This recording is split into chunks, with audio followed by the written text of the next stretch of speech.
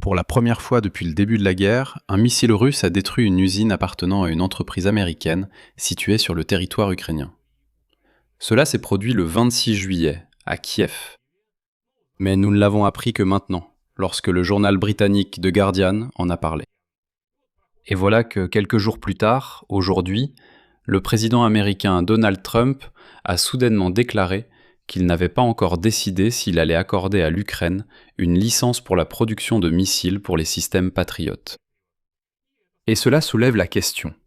Vladimir Poutine a-t-il vraiment réussi à intimider Donald Trump en frappant l'usine américaine à Kiev ?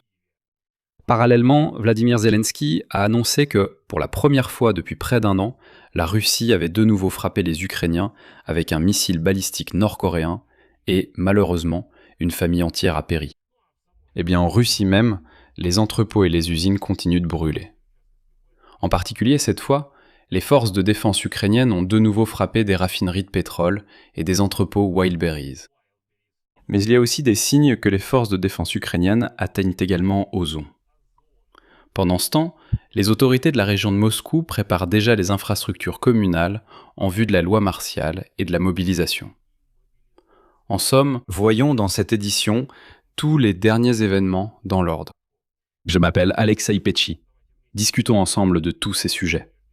Mais avant de commencer, je vous demande de vous abonner à cette chaîne YouTube. Nous approchons des 300 000 abonnés. Je vous serai reconnaissant pour chaque abonnement. Alors je vais commencer par la frappe russe contre l'usine américaine. Selon The Guardian, le 26 juillet, un missile balistique russe a détruit le bâtiment de production de la société Terminal Autonomy, enregistrée aux États-Unis d'Amérique. Une entreprise qui produit des drones d'attaque dotés de systèmes de guidage basés sur l'intelligence artificielle, résistants à la guerre électronique russe. Selon la publication, jusqu'à 1000 drones de différents types sont assemblés chaque mois sur le site, y compris les drones d'attaque AQ-400 Skyte, AQ-100 Bayonne et le drone de reconnaissance RQ-100 Scout.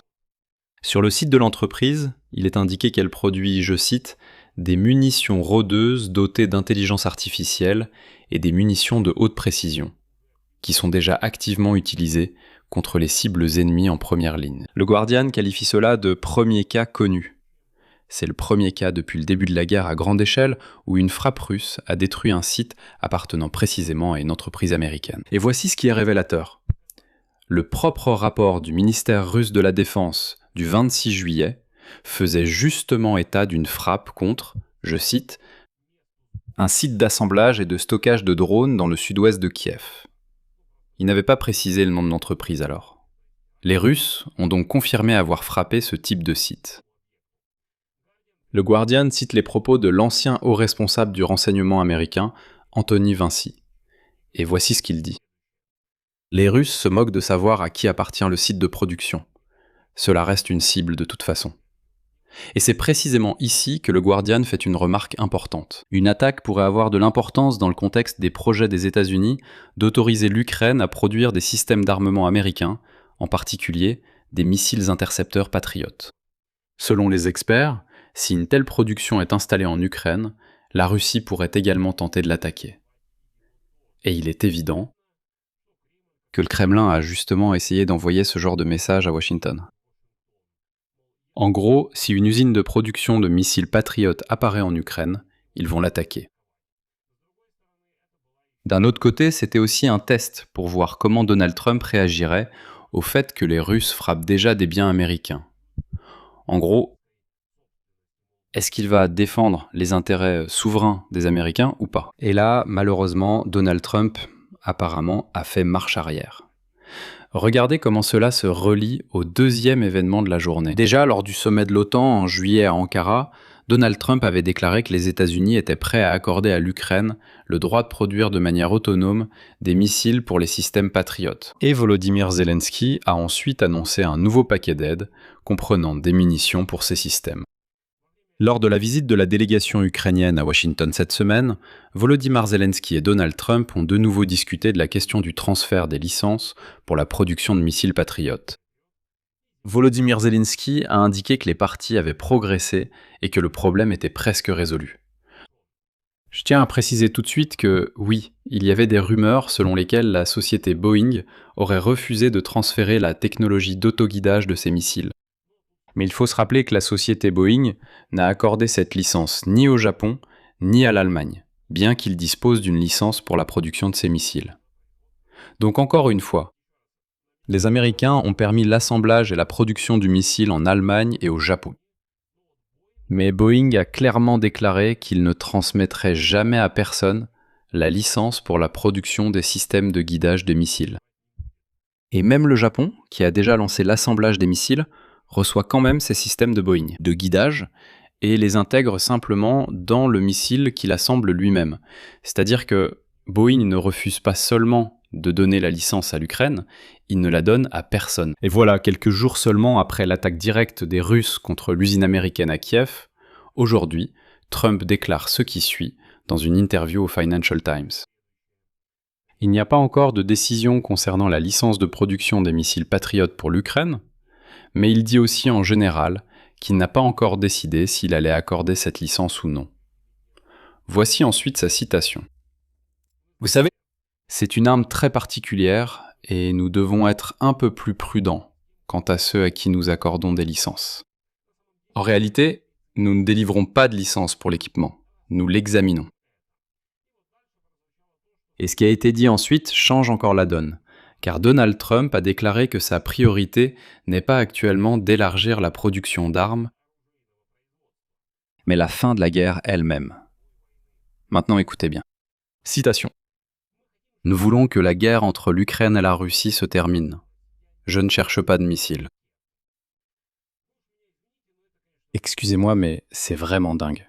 Parce que, je rappelle, le système de défense antiaérienne Patriot n'est pas offensif, mais bien défensif.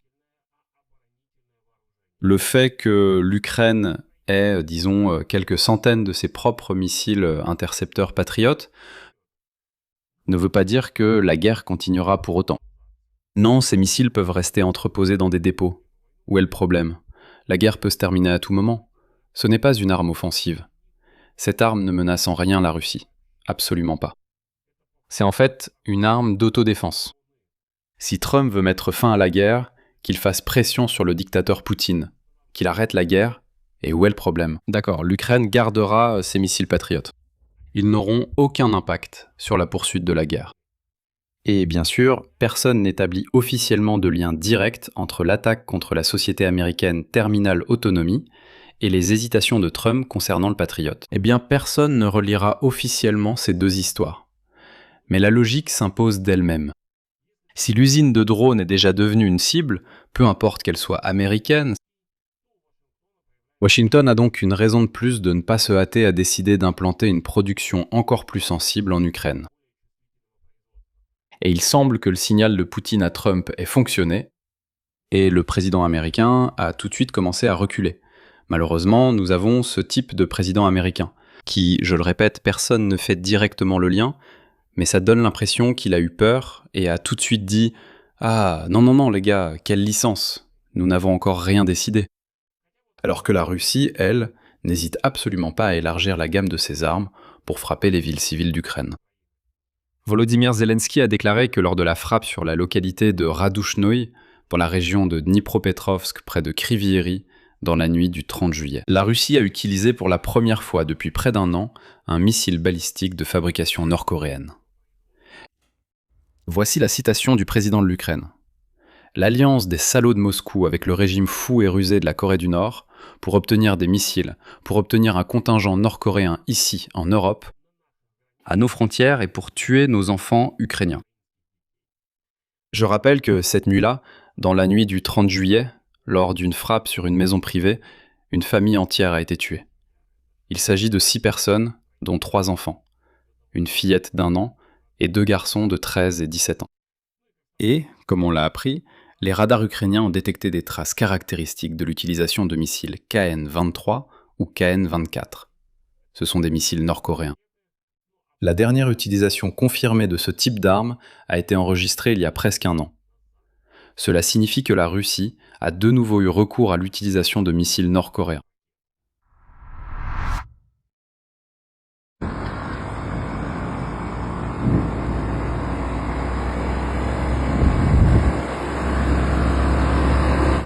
situation est effrayante. Moi. Je me suis allongé au-dessus de Volgograd. 5 heures du matin. 4h30. La Volga est immobile. Volgograd brûle en se dépêchant. Comme chacun était en vie, les collègues à... Je viens de me retourner, je suis sur le toit, je regarde. Il y a là-bas de vieux messieurs. Tu peux personnifier. Alors attends. Tout va bien.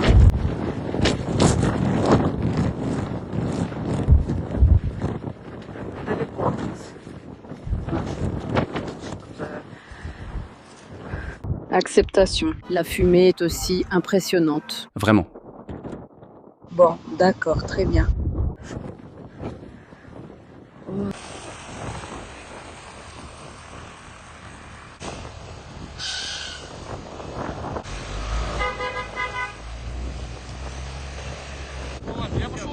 Puis on le placera dans le coin ou ici.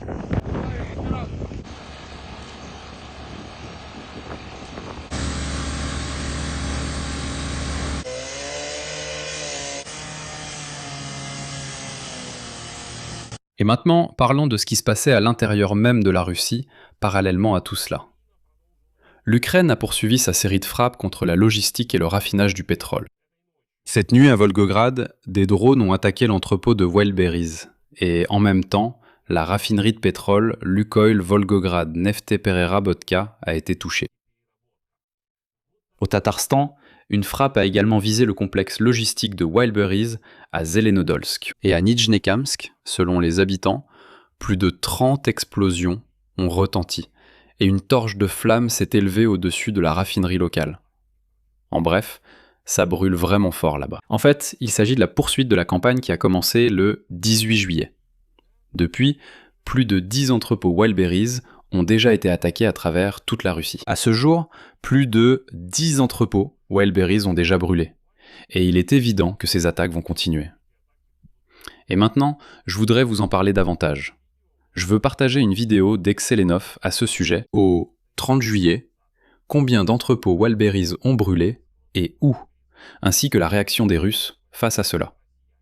Ensuite, après cette courte vidéo, nous continuerons la discussion, ce qui a encore brûlé aujourd'hui en Russie. Voilà la situation. Il fait chaud ici. Ici, il fait déjà chaud. Reste là. C'est vraiment la merde. Toutes les bagnoles sont dans la merde. VMB, putain. Tout est foutu. Ta meuf veut, frère. C'est juste la merde, frère. C'est la merde, on est avec vous. La voilà, toujours là. C'est cool. Ma benne, putain. On filme, on se casse. Là-bas, l'entrepôt brûle à l'intérieur, putain.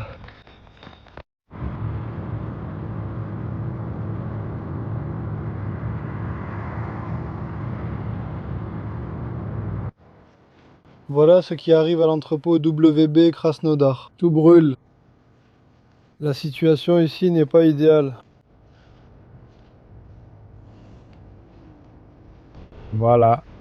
Un entrepôt Wildberries brûle à Nevinomisk. C'est une chose que la marchandise est brûlée. Il faut la refaire, en racheter. Le plus important, c'est qu'il n'y ait pas de victimes là-bas. Et tcha.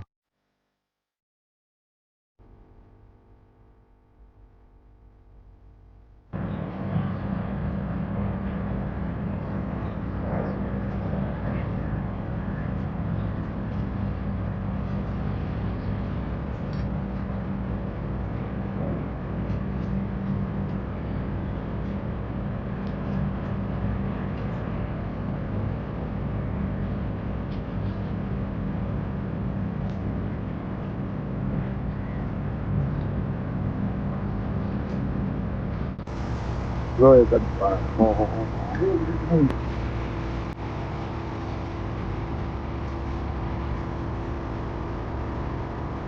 réalisé par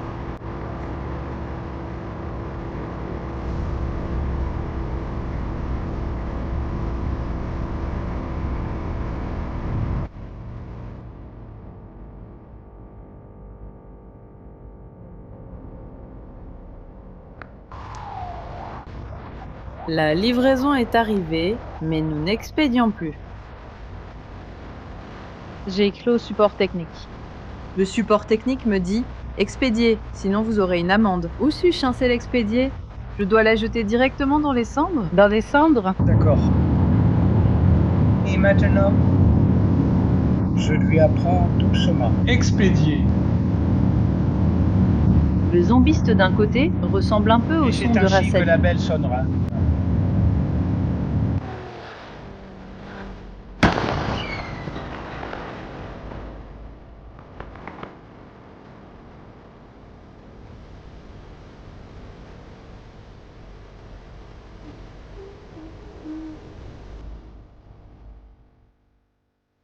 Le même jour, le 31 juillet, un entrepôt du plus grand détaillant d'électronique russe, DNS, a brûlé à Vladivostok.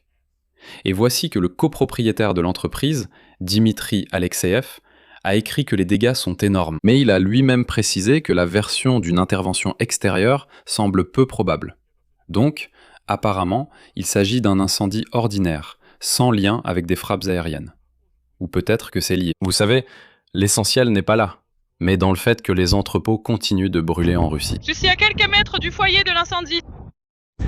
Je me trouve littéralement à quelques mètres du foyer de l'incendie. Ici, le toit s'est déjà effondré, un mur est tombé et c'est l'entrepôt DNS qui brûle.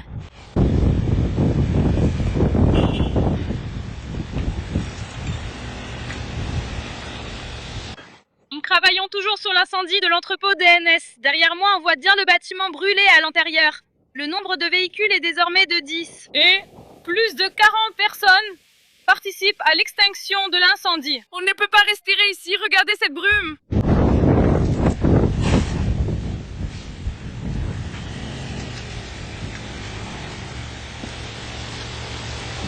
D'ailleurs, aujourd'hui sont apparues des images montrant comment un drone ukrainien a légèrement raté sa cible et a frappé près de l'entrepôt Ozon. Cela montre qu'après Wildberries, les entrepôts Ozon sont aussi visés.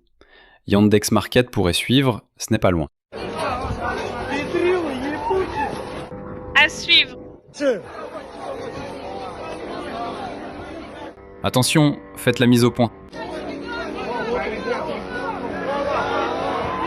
Putain. Salaud de merde!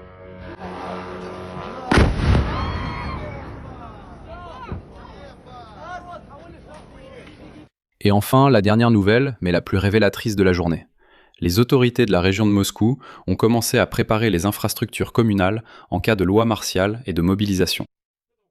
Cela s'inscrit dans un tableau beaucoup plus large, que les médias d'opposition russes Verchka et Vajnie History observent depuis plusieurs semaines. Plusieurs sources au sein des autorités fédérales et régionales n'excluent pas l'instauration de la loi martiale ou de certains de ses éléments en Russie. Juste après les élections de septembre à la Douma d'État. Selon eux, outre la loi martiale, une nouvelle mobilisation n'est pas exclue non plus, des rumeurs à ce sujet circulant déjà depuis plusieurs mois. Ainsi qu'un durcissement de la législation sur les devises et une interdiction de sortie du pays pour certaines catégories de citoyens. Et voici que l'Institut américain pour l'étude de la guerre souligne également séparément les amendements qui élargissent les missions de la garde nationale russe. Désormais, elles incluent la préparation directe à la protection contre les dangers survenant, je cite, pendant la période de mobilisation, la loi martiale ou le temps de guerre. La conclusion qui découle de tout cela. 1. La volonté affichée des États-Unis de renforcer la défense antiaérienne ukrainienne avec des technologies va de pair avec le témoignage direct que les sites de production sur le territoire ukrainien restent vulnérables, quelle que soit l'origine du capital. Et c'est cela qui complique la décision de Washington concernant le Patriot. 2. L'utilisation de missiles balistiques nord-coréens montre que la Russie ne reçoit pas seulement des obus et des troupes de Pyongyang, mais utilise directement ces missiles dans des conditions de combat contre des villes civiles ukrainiennes. Et troisièmement, alors que l'Ukraine frappe méthodiquement la logistique et le raffinage du pétrole russe, la Russie elle-même, à l'intérieur du pays, ne se prépare pas à la désescalade, mais au contraire à la loi martiale et à une nouvelle mobilisation, ce qui indique que le Kremlin compte sur une guerre prolongée et non sur des négociations rapides. Je vais m'arrêter ici, donnez votre avis et vos conclusions dans les commentaires sous cette vidéo, abonnez-vous à la chaîne, activez la cloche et n'oubliez pas de mettre un like. C'est tout pour aujourd'hui, prenez soin de vous, à bientôt à tous.